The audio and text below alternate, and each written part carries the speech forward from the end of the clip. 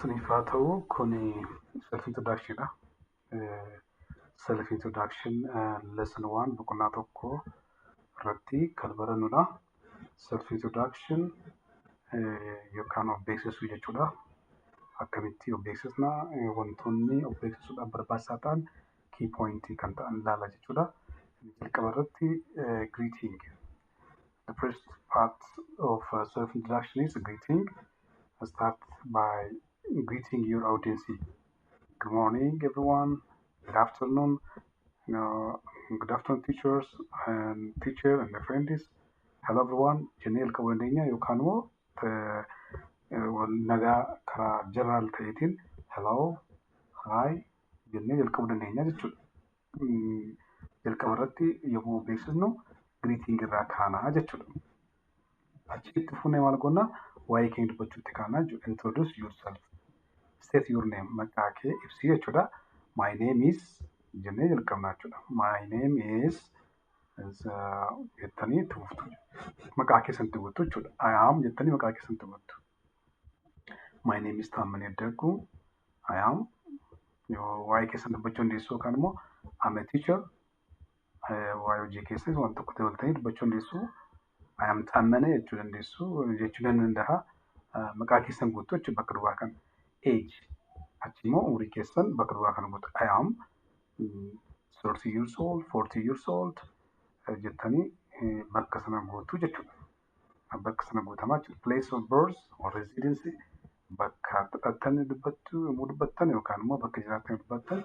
I am from Bishoftu. I am from Adama. I am from Ethiopia jechuun nan danda'a warra nama biyya alaatti yoon of beeksise jechuudha. I am from Ethiopia. I am from Bishoftu yoo kontekstii nama biyya keessaa kan dubbachaa jiru yoo ta'e akkas jechuudha. Yookaan immoo I live in Bishoftu. I live in Addis. I live in America jechuu dandeessu jechuudha. Residency keessan bakka jiraattan sana dubbattu jechuudha. Qabxiin itti aanu yommuu beeksisnu wantoonni dubbachuu nu barbaachisu waa'ee maatii keenyadha. Family. Mention your family briefly. Waa'ee maatii kee gabaabsitee dubbatta jechuudha. There are 4 people in my family. Beeksisa keenya keessa nama 6 people in my family nama 6 jira jennee waa'ee beeksisa keenya dubbanna. Sana booda obboleessi meeqa obboleettii meeqa qabna.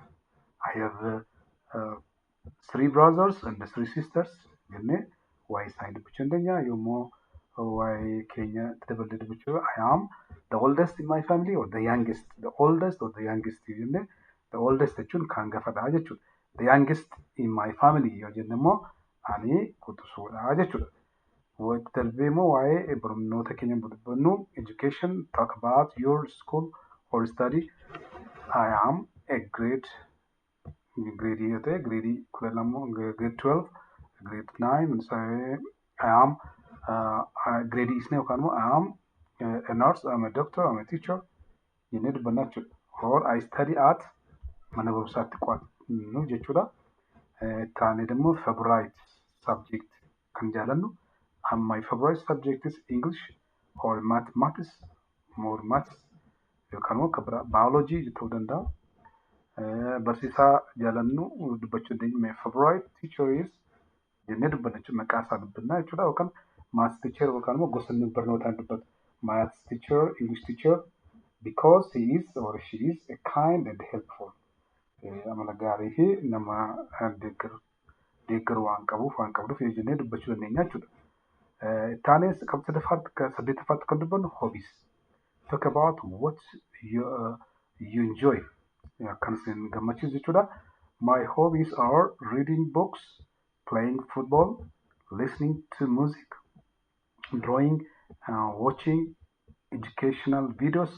Wantoota viidiyoo garaagaraa barnoota qaban jechuu dandeenya. Wantoota kana hobbii keenya jechuudha. Hobbii jechuun maal jechuudha? Yeroo boqonnaa keenya hojii keenya irraa alatti hojii keenya jechuu miti. Mittaan immoo likes and dislike waan jaalannuuf waan jibbinu. Inni kun yeroo boqonnaa keenyaati. Kun immoo walumaa galatti waan jaalannu waan jibbinu jechuudha. I like English and mathematics. I don't like wasting time. Gizee maaqaatal yeroo gubuu hin jaaladhu jechuun deessa. Favorite things wantoota immoo jaalannu wantoota jaalannu jechuudha. Favorite like wantoonni kun wal fakkaatu kan favorite food jennee favorite color, favorite Sport, favorite, animal wantoonni kun hundi wantoota jedhaman sun maqaa isaanii guunnaa jechuudha. Favorite food gosa nyaata barbaaddan, kalarii jaallattan kana kanattanii maqaa dhooftu jechuudha. Strengths waa'ee cimina keenyaa immoo dubbannu talk about your good quality. I'm hardworking, I'm honesty, I'm friendly, I'm respectful, I'm hardworking jechuun nama hojjetaa nama cimee hojjetudha jechuu barbaadan akkasitti I'm hardworking, amanamaadha jechuu barbaadan I'm honesty, friendly, ani salphaatti nama wajjin walii gala jechuu barbaadan I'm friendly, respect naman kabaja nama kabajudha jechuu barbaadan I'm respectful man or I'm respectful girl jechuu dandeessu. Akkaataa keessaniitiin future dream gara fuulduraatti waan yaaddan waan karoorfattan jechuudha wanta barbaaddan talk about your ambition wanta hawwitan jechuudha. I want to become a doctor, I want to become an engineer, I want to become a teacher, I want to become a pilot jettanii or I want to become waan barbaaddan san jechuu dandeessu jechuudha. Closing cuftan immoo thank you for listening, have a nice day jettanii xumurama jechuudha. Akkasitti xumuramuu danda'ama jechuudha. Haala kanaatiin shaakalii kun akkaataatti waa'ee keenya dubbannu jechuudha.